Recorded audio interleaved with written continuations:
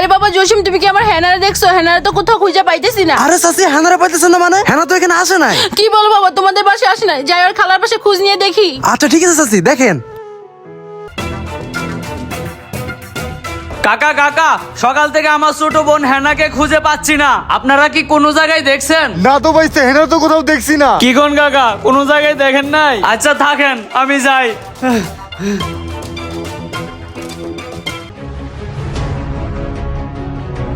ভাই ভাই, আমার মেয়ে বিয়ার আসর থেকে পালাইছে, আপনারা কি দেখছেন? না তো দেখি নাই। ও দেখেন নাই? আচ্ছা ঠিক আছে।